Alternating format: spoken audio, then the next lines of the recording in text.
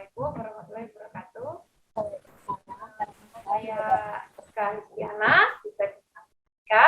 Nah, untuk kesempatan hari ini kita akan belajar TPS berkaitan dengan pengetahuan kuantitatif. Nah, untuk pengetahuan kuantitatif itu apa yang akan dipelajari? Yang akan dipelajari adalah matematika dasar.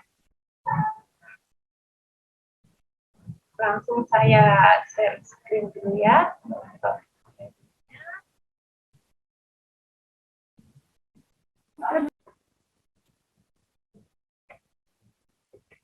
Nah, untuk pengetahuan kuantitatif tadi yang mau kita pelajari adalah matematika dasar. Untuk materi yang keluar pada pengetahuan kuantitatif, di situ untuk yang pertama adalah bilangan dan aljabar. Bilangan dan aljabar di sini dari 20 soal itu lumayan paling banyak ya untuk bilangan dan aljabar. Terus untuk aljabarnya ini berarti dari SMA saja atau SMP semuanya. Jadi SMP, SMA, kalau bilangan ya dari SD, SMP, SMA. Untuk bilangan dan aljabar. Terus untuk yang kedua itu adalah statistika. Untuk statistika di sini minimal sekitar 1 soal yang keluar, entah itu rata atau bisa jadi ukuran pemusatan atau ukuran penyebaran. Untuk yang ketiga yaitu tentang kaidah pencacahan dan peluang. Nah, kaitannya apa? Untuk yang kelas 12 pasti sudah tahu untuk kaidah pencacahan ada permutasi, kombinasi, dan peluang ya. Terus untuk yang keempat yaitu geometri. Nah, geometri di sini mulai dari SD sampai SMA berarti ya. Untuk bangun datar, terus lagi ada kesebangunan dan kekongruenan, sudut dan garis. Terus apalagi kalau di SMA itu kan berarti yang di kelas 12 ya, berkaitan dengan nyari jarak pada bangun ruang. Nah, itu juga ada. Terus materi yang terakhir di sini barisan, angka, dan huruf. Nah, pada barisan, angka, dan huruf ini pada tahun 2019 itu enggak sebanyak tahun-tahun sebelumnya ya. Kalau tahun-tahun sebelumnya itu sekitar 5 soal untuk barisan, angka, dan huruf, tapi setelah tahun 2019 dan ke 2020, 2021 itu minimal 1 atau 2 untuk barisan, angka, dan huruf. Dari sini kalau misalkan ada yang mau ditanyakan langsung aja ya kita. Kalau ada yang masih bingung atau apa bisa silakan. Bisa saya lanjutkan lagi berarti di sini.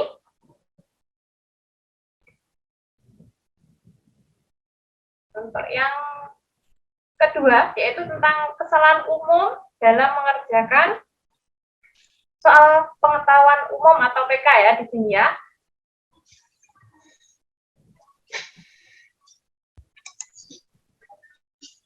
Yang pertama, kesalahan umum.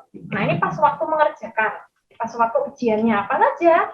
Yang pertama, karena peserta kurang teliti ya atau kurang tepat dalam menginterpretasikan maksud soal.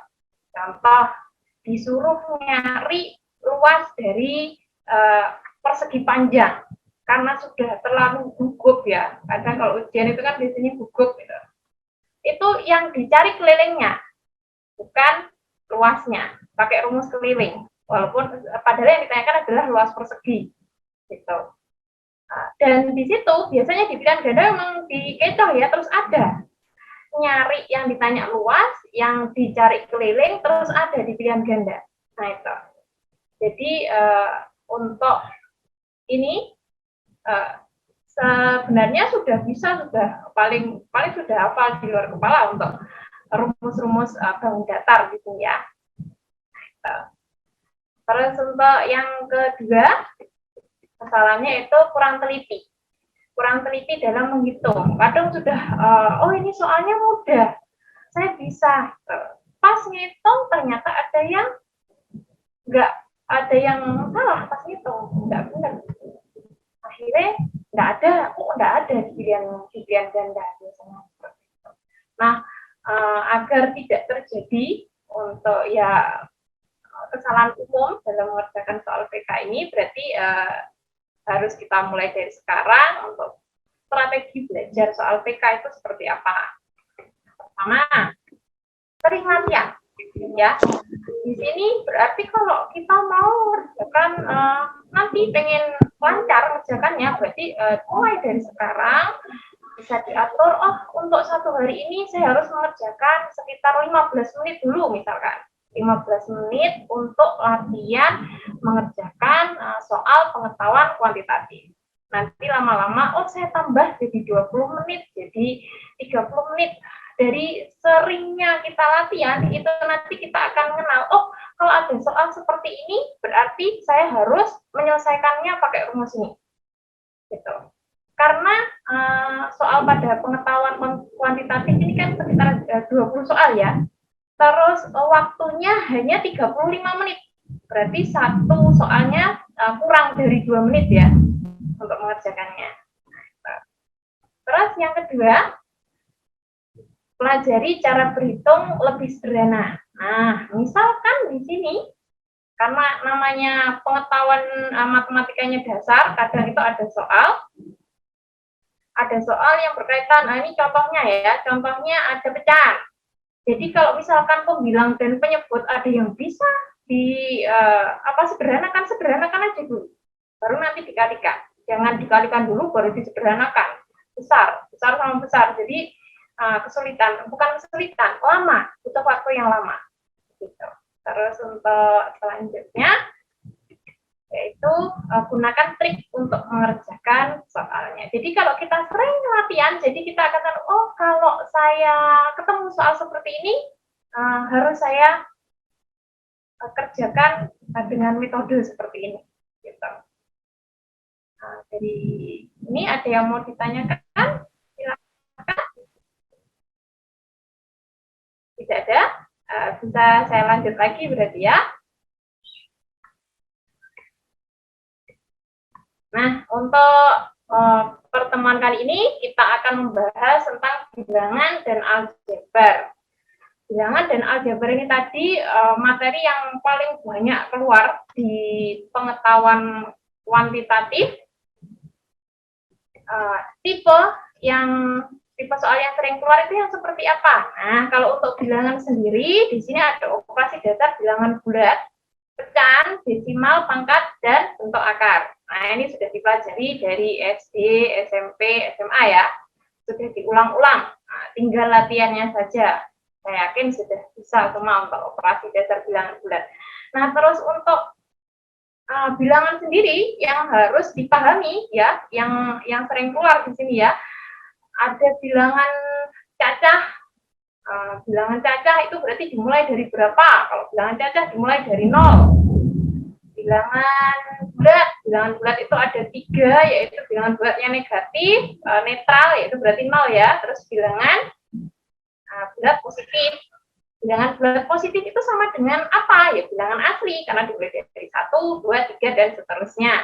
Selain itu ada bilangan prima sama bilangan komposit. Nah, ini yang sering keluar untuk bilangan prima. Bilangan prima itu adalah bilangan yang bisa dibagi dirinya sendiri dan angka 1. Nah, contohnya seperti apa ya? 2, 3, 5, 7, dan seterusnya. Terus untuk bilangan komposit sendiri apa? Bilangan komposit ini adalah bilangan asli tapi lebih dari 1 selain bilangan prima. Ya, jadi ada bilangan komposit, yaitu bilangan asli yang lebih dari 1, tapi bukan merupakan bilangan prima. Contohnya berarti berapa saja? Ya, ada 4, 6, 8, 9, 10, dan seterusnya. Ya, untuk operasi dasar bilangan bulat, pecahan, desimal, pangkat, dan bentuk akar. Itu yang dipelajari. Terus tipe soal yang sering keluar yang kedua adalah operasi dasar aljabar. Nah, pada operasi dasar aljabar di sini ada penjumlahan, pengurangan, perkalian, pembagian. Nah, untuk penjumlahan saya kira sudah nggak ada masalah. Kalau bentuknya berarti tinggal kita samakan penyebutnya kalau penyebutnya belum sama. Tapi kalau untuk pengurangan, nah hati-hati di sini. Nanti akan ada contoh soal yang membahas lebih dalam untuk pengurangan ya pada operasi dasar aljabar. Dan untuk perkalian bagaimana ya? Tinggal mengalihkan aja. Kalau misalkan aljabar berbentuk pecahan, yang pembilang kalikan pembilang, penyebut kali penyebut. Gitu ya. Terus untuk yang ketiga, bentuk persamaan dan pertidaksamaan aljabar. Nah, kalau dilihat dari tahun 2019, 2020 ya, sama 2021 bentuk persamaan yang keluar itu adalah persamaan linier satu variabel, dua variabel. Persamaan linier dua variabel yang seperti apa? Berarti misalkan X plus Y sama dengan 2, terus satunya lagi 2X plus 3Y sama dengan 5, disuruh nyari X sama Y-nya. Seperti itu. Untuk persamaan, terus bisa nyarinya bagaimana ya? Bisa pakai eliminasi, substitusi, ataupun gabungan. Terus lagi selain dari persamaan linier, baik satu variabel, dua variabel, apalagi di sini yang sering keluar, persamaan lingkaran. Ya, persamaan lingkaran, terus fungsi dan persamaan kuadrat. Untuk pertidaksamaannya, pertidaksamaan bisa linier, pertidaksamaan rasional, irasional, terus lagi suku banyak, ya, fungsi dan relasi juga. Tapi ini nanti untuk fungsi dan relasi akan dibahas lebih lanjut. Terus untuk yang keempat, persamaan garis lurus. Nah, untuk persamaan garis lurus ini telah kita pelajari pas di SMP dulu ya. Kaitannya dengan apa untuk persamaan garis lurus ini? Ada gradien, ada titik. Nanti diketahui titik sama gradien, disuruh nyari persamaan garisnya. Nah, seperti itu. Terus lagi untuk yang kelima, memanipulasi bentuk aljabar. Nah, di aljabar di sini kan lumayan banyak rumus-rumusnya, ya. Jadi kalau misalkan disuruh nyari, misalkan selisih kuadrat, selisih kuadratnya seperti apa? A kuadrat min B kuadrat, kan? Disuruh nyari nilainya yang diketahui misalkan A plus B sama A min B-nya. Nah, berarti kan harus diubah dulu A kuadrat min B kuadrat itu rumusnya seperti apa atau rumus lainnya. Nah, itu untuk memanipulasi. Atau untuk menyederhanakan suatu pecahan pada aljabar itu misalkan untuk pembilangnya berupa persamaan kuadrat. Yang bawah adalah persamaan linier. Nah, yang atas ini berarti harus diapakan? Difaktorkan. Nah, cara memanipulasinya seperti itu. Jadi kita ubah dalam bentuk lainnya. Soal cerita berkaitan dengan bilangan dan aljabar. Ya, ini kalau soal cerita berarti harus kita modelkan dulu dalam matematika. Jadi lumayan agak lama ya untuk soal cerita ini, butuh waktunya paling sekitar 2 menitan ya, padahal waktunya nggak sampai 2 menit untuk satu soal. Jadi nanti kalau ada soal yang bisa dikerjakan secara cepat, ya berarti harus dikerjakan secara cepat. Tujuannya apa? Untuk kalau nemu soal cerita, terus butuh kita baca dulu, terus dimodelkan matematika, terus kemudian baru dijawab. Itu bisa menghemat waktu ya. Itu. Nah, dari sini ada yang mau ditanyakan? Boleh, silahkan. Kalau tidak ada, saya lanjutkan ke bentuk soal pengetahuan kuantitatif. Nah, bentuk soalnya di sini ada 4, ya. Yang pertama pilihan ganda biasa. Nah, ini untuk menyelesaikannya ya seperti biasa, kalian diberikan soal. Dari soal diketahui informasinya, langsung aja dicari, ketemu jawabannya, kan ya. Terus kalau pilihan ganda biasa. Nah, yang kedua analisis perbandingan dua nilai P dan Q. Nah, berarti di sini ada P dan Q, ada dua variabel P dan Q ya di sini ya. Untuk Q-nya sudah ditentukan, nanti sudah ditentukan. Sedangkan P-nya masih dicari. P-nya ini nanti bisa dicari dari informasi yang didapatkan dari soal. Kalau sudah ketemu, nanti untuk pilihan gandanya bagaimana? Nah, ini nanti hubungannya P bisa lebih dari Q, P kurang dari Q, P sama dengan Q, P-nya bisa 2 kalinya Q, atau tidak bisa uh, di tidak bisa ditentukan ya di sini. Kalau tidak bisa ditentukan itu berarti yang bagaimana?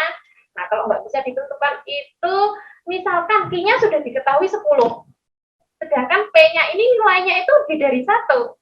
P-nya ini nilainya 9 sama satunya lagi 12. Nah, kalau misalkan 9 di sini berarti kan P kurang dari Q. Tapi kalau P-nya satunya lagi adalah 12. Berarti P-nya di sini lebih dari Q. Nah, itu berarti kalau sudah ambigu seperti ini atau jawabannya lebih dari 1, langsung aja jawabannya adalah E. Untuk analisis perbandingan dua nilai P dan Q. Terus untuk yang ketiga, bentuk 1, 2, 3, 4, berarti nanti diberikan soal, ada 4 pernyataan, terus 4 pernyataan ini dicari kebenarannya dari informasi yang didapat dari soal. Nah, untuk menyelesaikannya nanti langsung ke contoh soal aja. Terus yang keempat, analisis kecukupan data. Di sini ada pernyataan 1 dan pernyataan 2.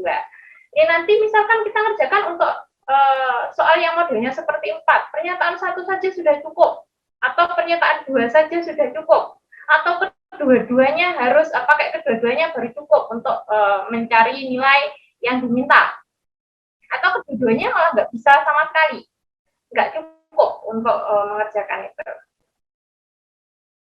Kalau ada yang mau ditanyakan?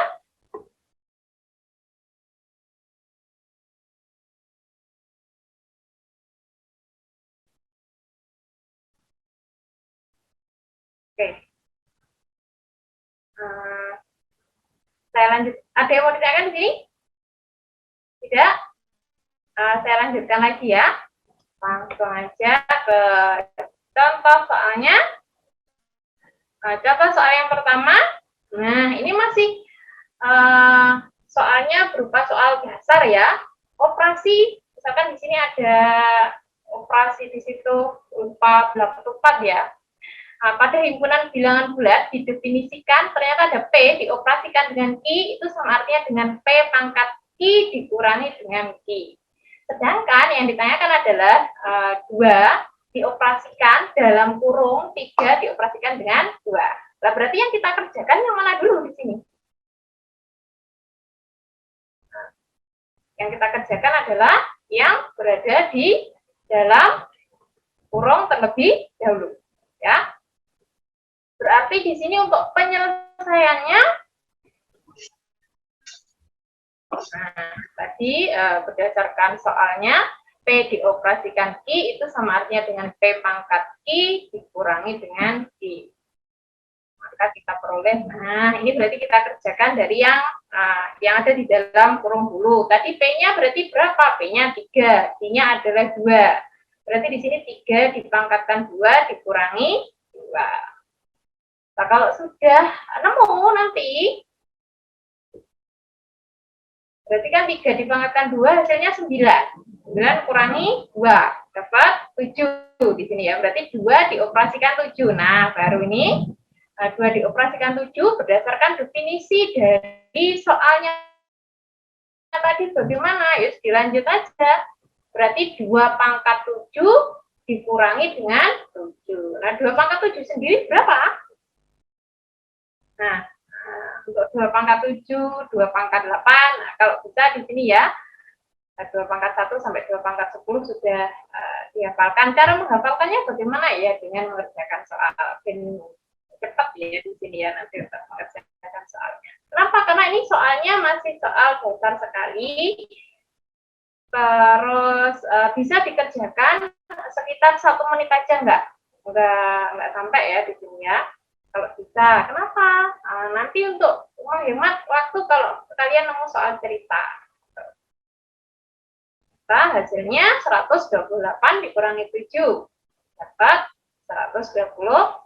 Berarti dari pilihan ganda yang tepat di sini adalah yang do ya, di sini ya, 121. Dari contoh soal 1, kalau ada yang mau ditanyakan atau masih bingung, boleh silakan. Atau mungkin menjelaskannya terlalu cepat. Tidak ada yang mau ditanyakan. Berarti bisa saya lanjutkan ya untuk contoh soal yang kedua. Nah, contoh soal yang kedua ini tadi hubungan antara P dan I. Nah, di sini disajikan satu soal cerita. Soal cerita ini juga masih di bilangan ya, belum ke aljabar. Tapi ini nanti untuk menyelesaikannya juga dengan bantuan apa? Dimisalkan berarti ya cara menyelesaikannya dengan aljabar juga. Jika pembilang pada pecahan, nah suatu pecahan ini berarti harus kita misalkan dulu. Pecahan berarti bisa dimisalkan A per B atau X per Y, boleh ya. Terus ketika ditambahkan dengan 3, nilainya adalah 1/3. Ya, nah, jadi kita misalkan dulu pecahannya, kita sepakati aja di sini ya. Pecahannya adalah X per Y. Nah, di sini dikatakan pembilangnya ditambah 3. Berarti kalau pembilangnya ditambah 3, berarti yang atas. X ditambah 3 per Y harus sama dengan berapa? 1/3. Nah, kalau saya tulis kalau seperti ini ya, X plus 3 per Y sama dengan 1/3. Kemudian dikalikan silang. Setelah dikalikan silang, ternyata didapatkan 3 dalam kurung X plus 3 sama dengan Y. Ini sebagai persamaan yang pertama. Terus untuk persamaan yang kedua, di situ informasi yang didapatkan dari pecahan tersebut, penyebutnya dikurangi 3. Oh, berarti di sini yang bawah, Y-nya dikurangi 3, berarti X per Y dikurangi 3 harus sama dengan berapa di situ? 1/6. Nah, kalau ditulis model matematikanya, berarti seperti ini. Nah, kalau sudah, kemudian dikalikan silang. X dikalikan 6 sama dengan 1 dikalikan Y-3 ya, Y-3. Kalau sudah, untuk mencarinya bisa pakai substitusi, bisa pakai eliminasi ya di sini ya. Tapi saya sarankan kalau model soalnya seperti ini, model matematikanya seperti ini, langsung aja kita pakai substitusi.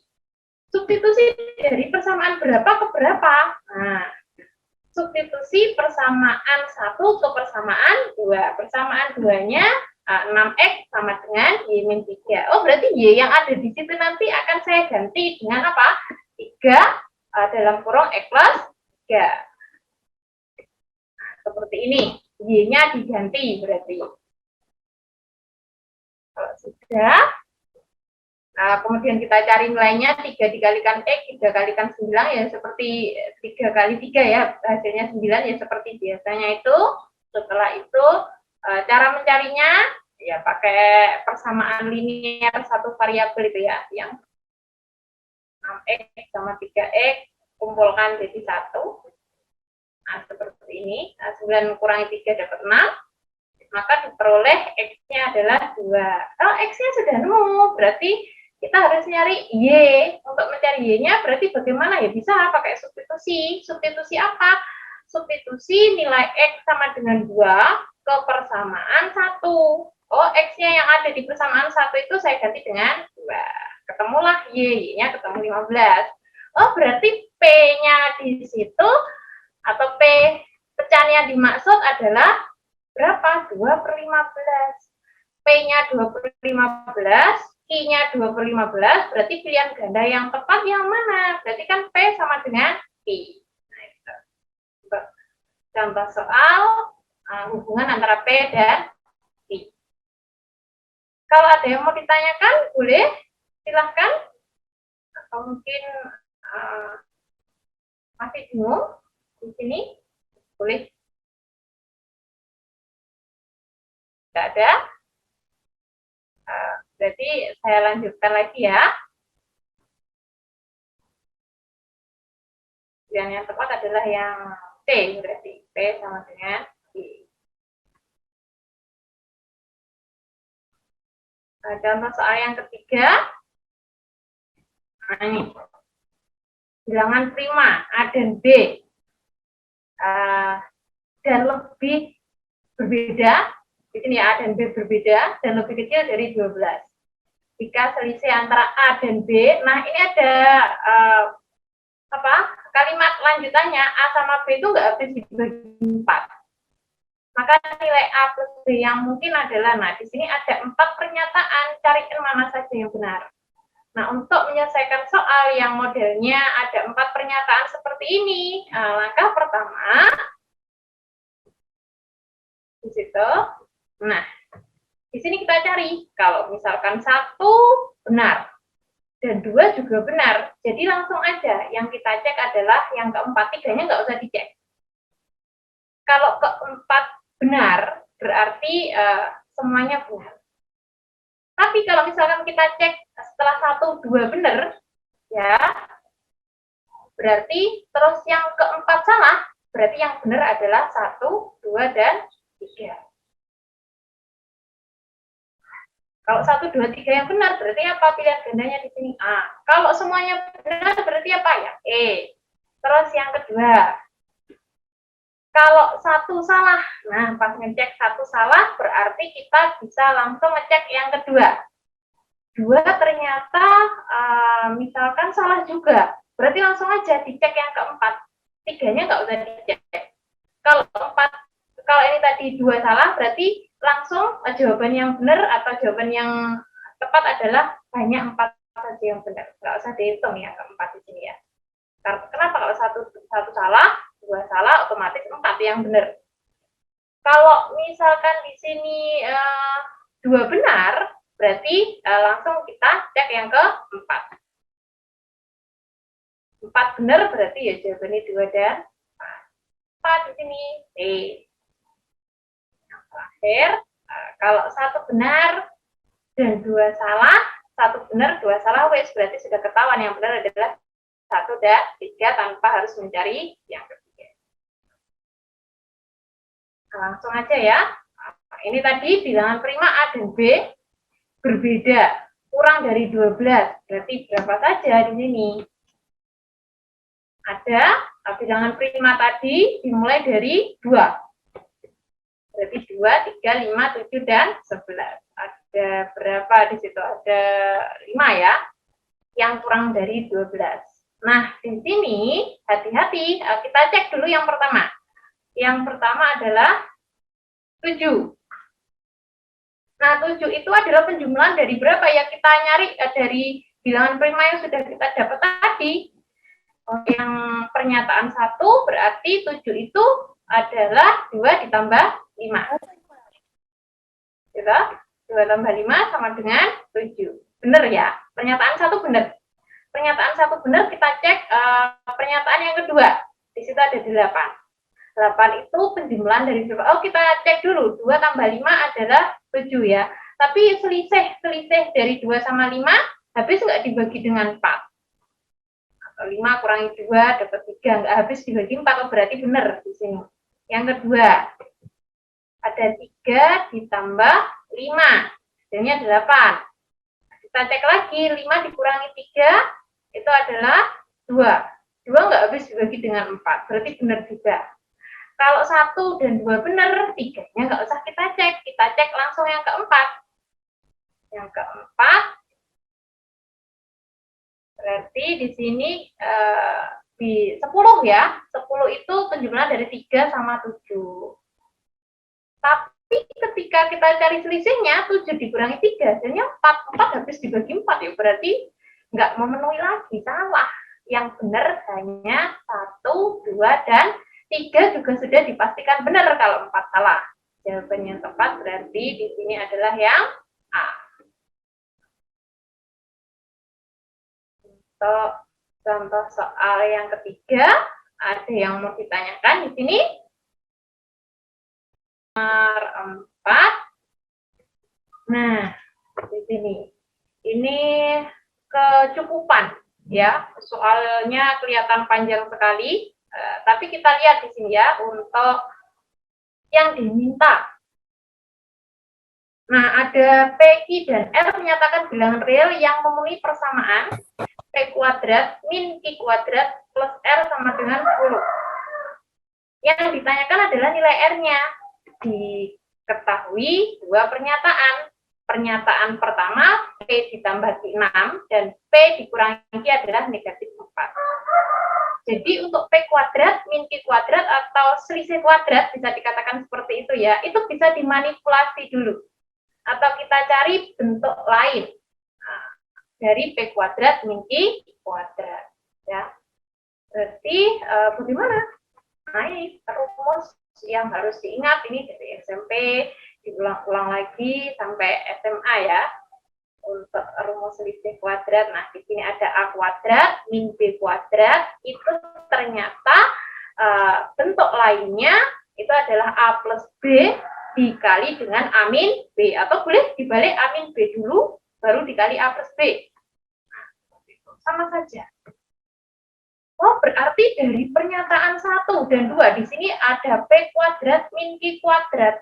Berarti saya butuh apa? Ya butuh P plus Q, ya butuh P min Q. Untuk mencari nilai apa? Nyari nilai R. Kok bisa ya? Berdasarkan dari rumus selisih kuadrat. Oh, berarti kalau dua-duanya, jadi nggak perlu dihitung kalau sudah konsepnya sudah paham di sini ya. Sudah, oh kalau ada model seperti ini harus saya apakan? Nggak usah nyari nilainya langsung. Oh, berarti di sini P plus Q dibutuhkan, P min Q juga dibutuhkan untuk mencari nilai R.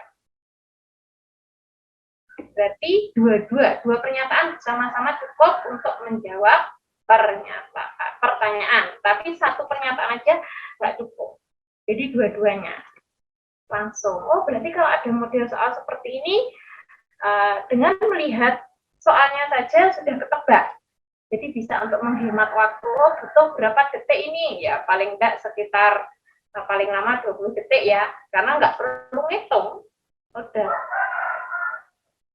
Jadi pernyataan 1 dan 2 harus digunakan secara bersamaan untuk mencari nilai dari P kuadrat min Q kuadrat. Berarti pilihan yang tepat adalah C. Atau karena di sini kita masih belajar ya, kok bisa nemu nilai R bagaimana? Nah, ini langkahnya.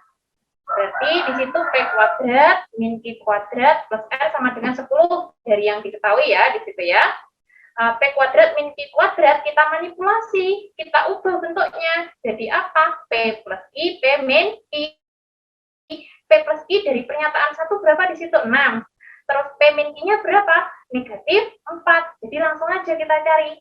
6 dikali negatif 4 plus R sama dengan 10. Berarti R-nya adalah 10, 6 kali 4 negatif 24 ke ruas kanan, jadi plus 24, R-nya ketemu 34.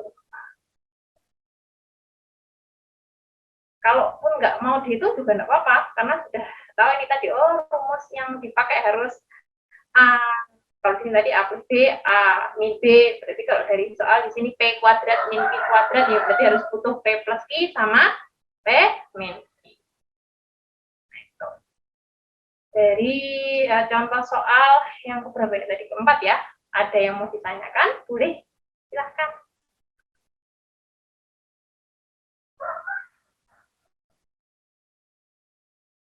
Kalau nggak ada, bisa saya lanjutkan lagi ya. Kita tadi sudah mewakili keempat contoh soal tadi ya. Saya lanjutkan. Nah, ini rumus lain yang perlu diingat juga. Di sini ada misalkan soal bilangnya jumlah kuadrat A dan B. Jumlah kuadrat A dan B itu ya, kalau ada yang mau ditanyakan boleh, silahkan.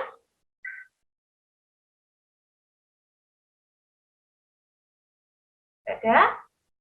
Kalau jumlah kuadrat A dan B, berarti di sini kalau saya tulis rumusnya A kuadrat plus B kuadrat, atau di bentuk lainnya adalah A plus B kuadrat dikurangi 2 kali AB. Jadi hati-hati kalau ada soal, misalkan jumlah kuadrat, oh kalau jumlah kuadrat itu sama artinya dengan A kuadrat plus B kuadrat. Nah yang kedua, kuadrat jumlah. Kuadrat jumlah A dan B. Berarti kalau kuadrat jumlah di sini adalah A plus B dikuadratkan. Berarti ditambahkan dulu A plus B-nya baru dikuadratkan. Lumayan banyak ya untuk aljabar ini rumus-rumusnya karena yang dipelajari dari SMP sampai SMA. Jadi sering-sering latihan. Kalau tidak ada yang ditanyakan, saya lanjutkan ke contoh soal berikutnya. Contoh soal yang kelima. Nah, di sini ini sudah balik lagi ke pilihan ganda biasa ya. Hasil pengurangan 2x min y per 3 dari 5x plus 3y per 2. Hati-hati di sini. Kalau nemu soal pengurangan, kalau penjumlahan nggak ada masalah, mau dibalik yang depan tambah belakang, belakang tambah depan kan sama saja karena bersifat komutatif. Tapi kalau untuk pengurangan akan berbeda hasilnya. Jadi ada rumus yang perlu diingat. Yang pertama, kalau ada penjumlahan A dan B, A plus B boleh, B plus A juga boleh. Terus kalau ada pengurangan A oleh B, hati-hati di sini. A oleh B, berarti yang depan kurangi yang belakang. Tapi kalau berdasarkan soal yang nomor 5 ini bagaimana? Pengurangan A dari B, berarti yang belakang dikurangi yang depan. Hati-hati di situ. Yang belakang dikurangi yang depan. Kalau sudah, kemudian kita cari, karena di situ bentuknya pecahan, dan yang bawah penyebutnya belum sama, berarti harus kita samakan terlebih dahulu. Rumus yang kita pakai berarti yang mana? Langsung aja. Kita pakai rumus ini aja. Kalau ada A per B, min C per D, langsung aja penyebutnya dikalikan. Kenapa kok langsung dikalikan? Karena di situ 3 sama 2 adalah bilangan prima. Kalau sama-sama bilangan prima, langsung aja dikalikan. Ya. Terus langsung, berarti di sini A dikalikan dengan D, B-nya dikalikan dengan D. Kemudian AD dikurangi BC. Untuk menyelesaikannya, nah ini berarti bentuknya ya, yang belakang dikurangi yang depan. 5x plus 3y per 2 min 2x min y per 3. Nah, caranya bagaimana? Caranya pakai rumus yang barusan. Berarti di sini 3 dikalikan dengan 5x plus 3y dikurangi 2 dikalikan 2x min per 2 kali 3.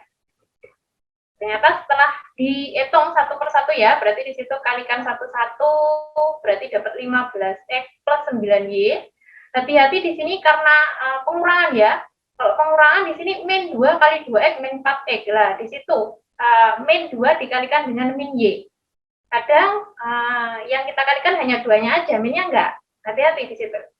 Jadi di sini min 2, sudah satu paket di sini. Min 2 dikalikan min y, berarti jadinya plus 2y.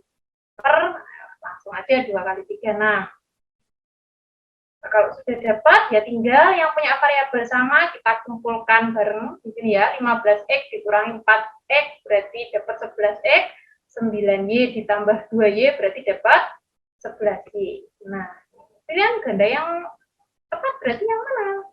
Yang B. Dari contoh soal yang kelima, ada yang mau ditanyakan? B, silahkan. Hati-hati di sini ya. Nah, soal ini keluar di tahun 2019. Kalau yang di tahun 2019 itu di sini hasil pengurangannya oleh. Jadi kalau oleh ya depan kurangi belakang. Kalau dari belakang kurangi depan. Tidak ada yang mau ditanyakan? Karena ini juga masih sebenarnya aljabar yang sederhana ya. Pas waktu di kelas 8 kalau tidak salah. Kalau tidak ada, saya lanjutkan lagi. Contoh soal yang nomor 6. Ini sistem persamaan linier 2 variabel. Tapi dalam soal cerita, ya. Di sini dikatakan 5 tahun yang lalu usia Lila P kali usia Mila. Terus tahun ini jika usia Lila 17 tahun, maka usia Mila tahun ini adalah berarti harus kita jadikan model matematika terlebih dahulu. Nah, hati-hati untuk menyelesaikannya di sini karena 5 tahun yang lalu sama tahun ini saat ini. Nah, langkah menyelesaikannya bagaimana? Di sini dikatakan jika pada tahun ini umur Lila adalah Lila kita misalkan L 17 bisa dikatakan. Dan umur Mila kita misalkan M. Maka pada 5 tahun yang lalu, kalau 5 tahun yang lalu berarti harus kita kurangi.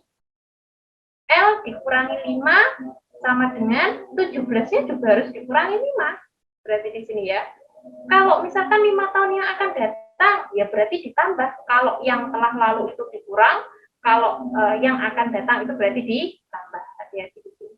Oh, berarti 5 tahun yang lalu usianya Lila adalah 12. Sudah. Terus lagi usianya Mila berarti 5 tahun lalu karena kita masih belum tahu usianya Mila, berarti ya M dikurangi.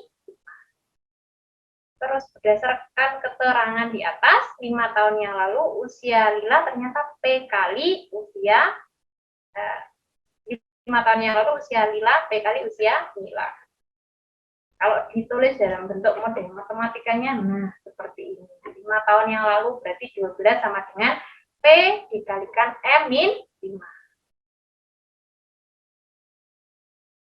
Oh iya, untuk pilihan gandanya, mohon maaf ya di sini dalam bentuk N harusnya P di sini ya, dan N di sini. Jadi di sini nanti diganti dengan P berarti ya, bukan N, atau ini nanti bisa diganti dengan N kalinya. Oke, saya lanjutkan dulu di sini. Setelah ini tadi, kemudian kita kalikan satu per satu, ya, kalikan satu per satu, berarti diperoleh di sini 12 sama dengan PM min 5P. Kalau sudah, kemudian karena yang ditanyakan usianya Mila ya, berarti di sini Mila usianya jadikan M sama dengan. Jadi 12 per 5P sama dengan P, M. Kalau nyari M-nya bagaimana ya? P-nya kita bawa ke ruas kiri, perkalian berubah jadi pembagian. Nah, seperti ini. Tapi di pilihan ganda belum ada. Ya, di pilihan ganda belum ada di sini. Nanti N-nya kita ganti dengan P saja ya. Belum ada. Terus di pilihan ganda sudah ada. Bisa di sini kita sederhanakan. 12 per P ditambah 5P dibagi P. 5P dibagi P berarti kan tinggal 5. Berarti M-nya adalah 12P plus 5 sama dengan usianya 2. Nah, kalau di pilihan ganda ini tadi N-nya diganti dengan P ya. Kalau diganti dengan P, jawaban yang tepat adalah yang C di sini ya. N-nya diganti dengan P. Ada yang mau ditanyakan di sini? Silahkan. Boleh. Sebelum saya lanjutkan lagi ya.